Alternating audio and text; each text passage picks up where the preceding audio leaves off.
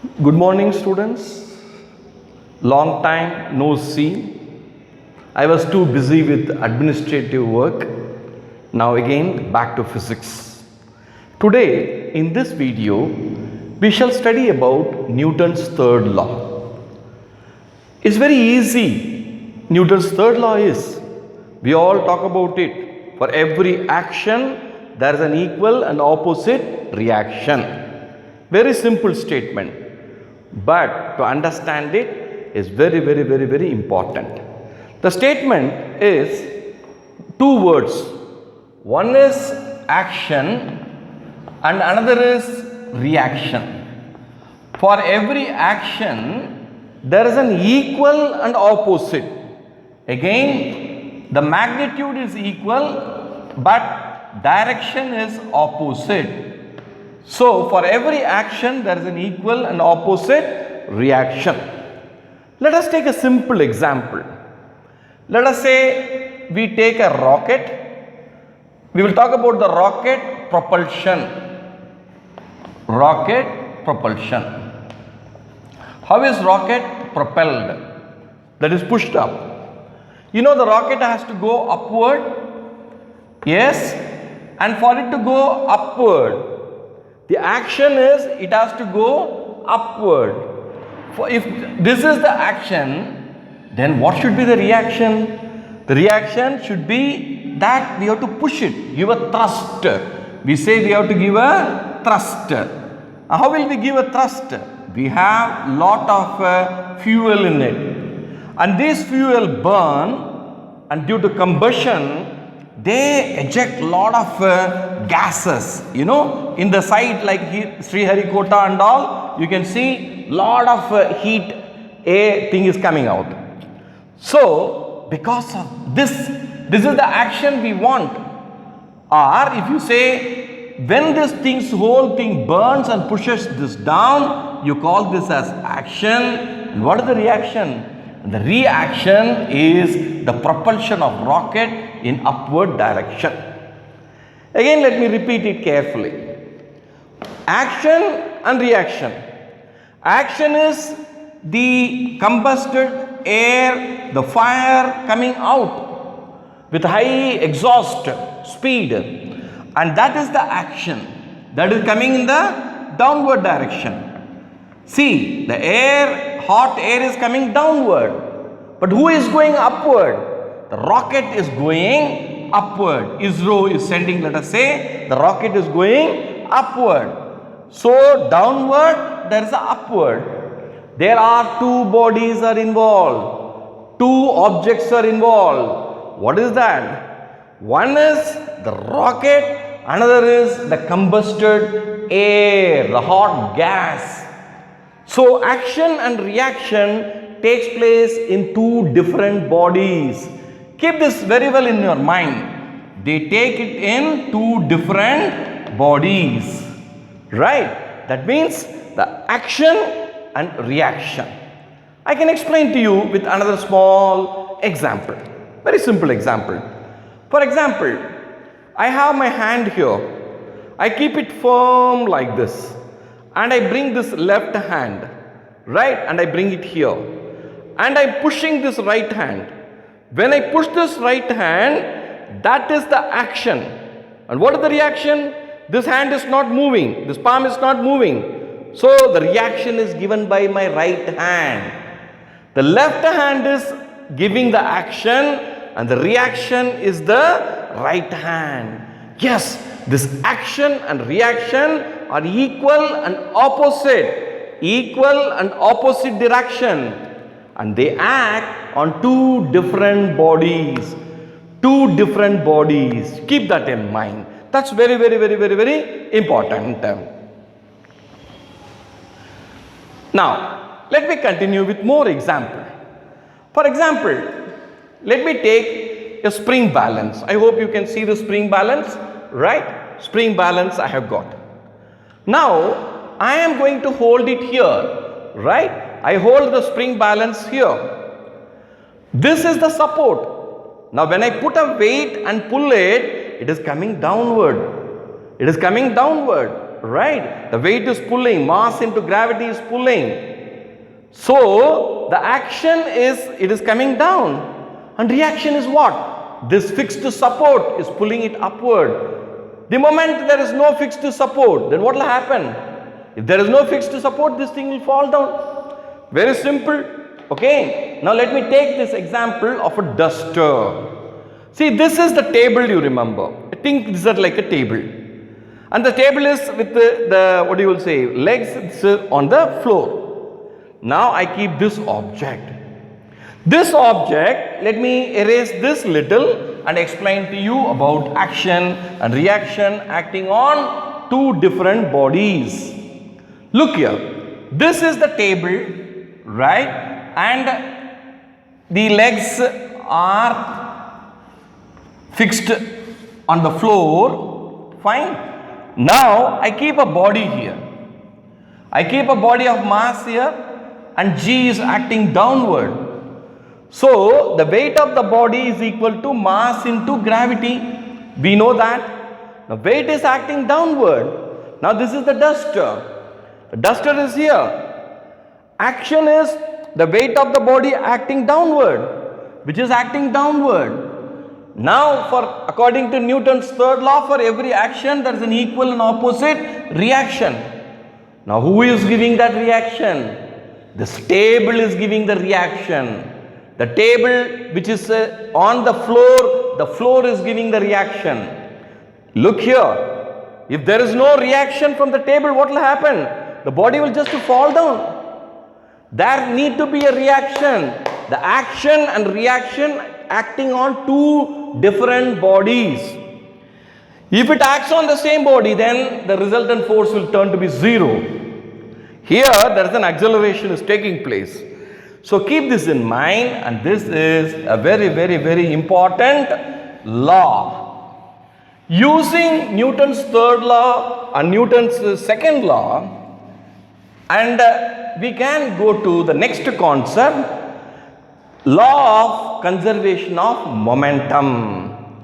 See, all these three laws are interrelated, so you cannot separate one from the other.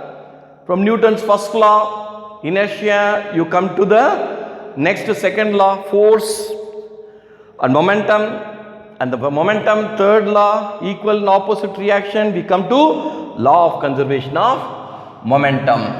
Law of conservation of momentum. Yes, this is one of the most important laws which you will study right from 9th, 10th, 9th and 11th. These both are interrelated. So learn the basic concept of it, and then we will be able to do numericals based on that. Okay. Now first of all, we will say, what is momentum? Very simple. P is equal to mass into velocity. Sir, this is meaningless. What is this? Momentum is mass into velocity. Then what does it mean? What is the physical significance of it?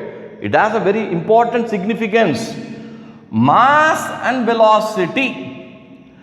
If suppose I have got a ball made up of wood, let us say, and I apply a force to this body F, let us say 100 Newton. Now wooden ball, okay, and it is going to move with a particular velocity V1, let us say, right? And I am going to take a ball same size, not mass, same size, and this is an iron ball, and I apply the same force. F is equal to 100 Newton, and this is going to be moving with a velocity V2. Now tell me, which will have greater velocity, V1 or V2? The applied force is same, both are identical in shape. Its volume, but not its mass. Wood is lighter, so it will move faster, and iron is heavier, so it will go slower. So you will find that V1 is greater than V2. This is very, very important. Velocity is changing. Now, suppose you apply different values of forces and study about how the velocity is changing. That is where the momentum comes into play. Momentum talks about velocity and force talks about acceleration. We know that F is equal to m into a in smaller classes till 8, but we said F is proportional to change in momentum upon time. So we said that change in momentum is change in m into v upon t. I said that mass cannot change in ordinary terms. So mass into change in velocity upon time. What is change in velocity of time? That is nothing but acceleration. So F is equal to a constant k into ma, where k is equal to 1. So F is equal to ma. This is a generalized equation.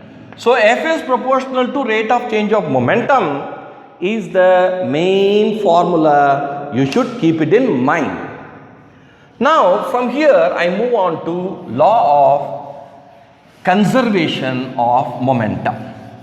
There are two stages of it, okay, which I am going to teach now is for 9th standard, and the basic of it, please learn that.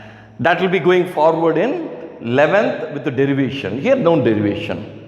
What it says, if I have a body having a mass m1, you can imagine a ball, you can imagine a ball. There is a ball of mass m1. It is moving with a velocity, initial velocity u1. Take another body, maybe a smaller body, m2. It is moving with a velocity u2. What is u1 and u2? They are initial velocity. u1 and u2 are initial velocity. And what is happening? This body is going slow. When u2 is less than u1, when it goes slow, this will pick up, and this is the body and this is the body. This body will come and hit it. So let us say these two bodies collide. They collide with each other. M1 and M2 is colliding with each other. When it collides with each other, this is the point of collision. This is where collision is taking place. After collision, what will happen? Again, M1 will start moving with a particular velocity, that is its final velocity. And M2 will move with another velocity, and that is going to be the V2, that is the final velocity. I hope you understand what I am saying. Two bodies are there. One body is going slow, other body is coming fast, so he hits it. You can imagine a person is going in a bike, and back there is a van is coming, and van collides with it, right? And this is the point of collision. Dum! Collision take place, right? I see, collision. So something has to happen. It can be damage, but in physics, what will happen to velocity? So M1 may go with some velocity. It may go this side or it may go that side. It can go in any sign. We don't know. We have put an assumption. And M2 is again having some other velocity. We don't know what is the velocity and what is the direction. So simply we put just symbols like this. By doing the calculation, you can calculate the values. So what is the law of conservation of momentum? Says the momentum, initial momentum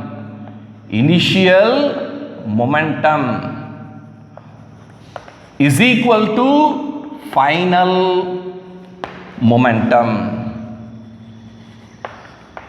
Okay. Now initial momentum is what? M1, U1. So final velocity V1 and V2, these both are final velocities. And M1 and M2 are masses. Okay. So momentum is P is equal to mass into velocity. Right. If you want confusion, simply put V like this symbol. So this is small v. So what is the initial momentum? m1 u1 plus what is the final momentum? Sorry, initial momentum of the second body, m2 u2 is equal to initial momentum before collision is equal to final momentum after collision. Collision has taken place. Now what is the final momentum? m1 v1 plus m2 v2, that is m1 v1 plus m2 v2. So this is called law of conservation of momentum. m1 u1 plus m2 u2 is equal to m1 v1 plus m2 v2. We can do numericals based on that, which will make you understand the concept better. So we have completed in this chapter Newton's first law with its example inertia, Newton's second law and momentum, and Newton's third law action and reaction, and law of conservation of momentum, which is m1 u1 plus m2 u2 is equal to m1 v1 plus m2 v2. In the next video we shall do numericals. Thank you.